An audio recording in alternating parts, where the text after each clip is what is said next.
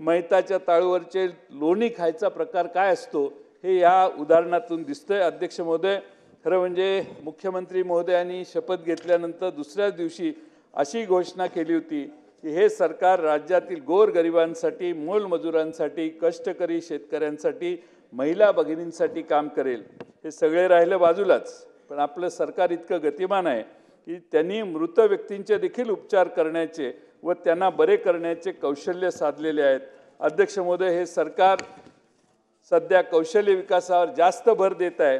माझी मुख्यमंत्री महोदयांना विनंती आहे की कौशल्य विकासासाठी एखादी समिती नेमावी आणि त्या समितीवर मृत व्यक्तीवर उपचार करण्याचे कौशल्य असलेल्या तुमच्या या सहकार्याला त्याचा अध्यक्ष म्हणून कमिटीला नेमा। अध्यक्ष महोदय, हा प्रकार अतिशय गंभीर आहे। मृत व्यक्तीच्या नावाने पैसे खाल्ले जातात आणि सरकार त्याकडे टाळत नाही। का नाही? तर तुमच्या सत्तारूढ पक्षाचा सदस्य आहे, तुमच्या पक्षाला भारतीय जनता पक्षाचा सदस्य आहे, त्यामुळे त्या व्यक्तीला आधार सपोर्ट करण्याचं काम अध्यक्ष महोदय देतोय।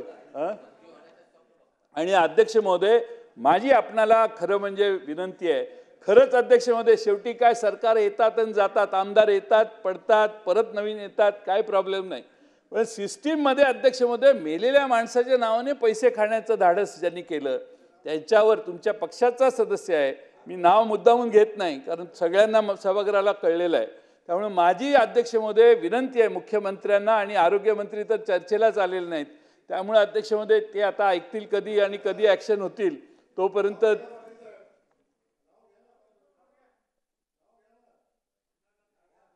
असं आहे। अध्यक्ष महोदय, चांगल्या माणसांचं, चांगलं काम करणाऱ्या माणसाचं नाव घ्यायचं असतं।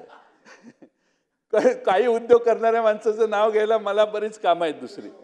आणि अध्यक्ष महोदय, त्यामुळे माझी आपल्याला विनंती अध्यक्ष महोदय की अध्यक्ष महोदय, मुख्यमंत्र्यांनी आणि आरोग्यमंत्र्यांनी तात्काळ यांच्यावर ॲक्शन करावी, आणि तुमचा फारच आग्रह असेल तर या गोरे साहेबांनीच हा उद्योग केलाय त्यांच्यावर लवकरात लवकर ॲक्शन करावी अशी आमची विनंती आहे।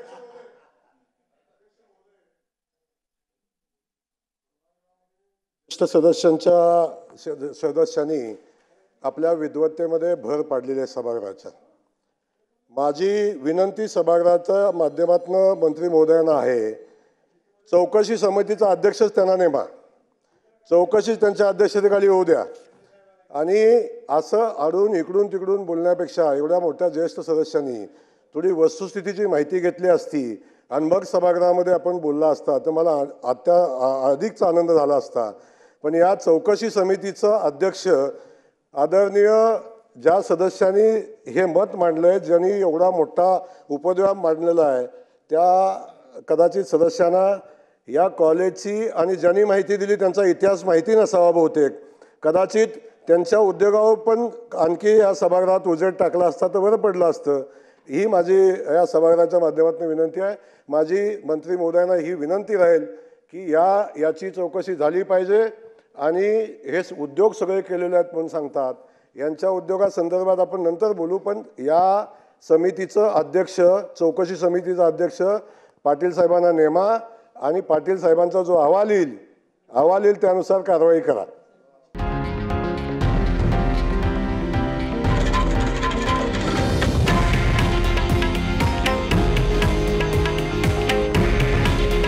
हे आहे देशातील नंबर 1 न्यूज नेटवर्क, आणि आपण पाहत आहात TV9 मराठी। काळजी तुमची, हित महाराष्ट्राचं।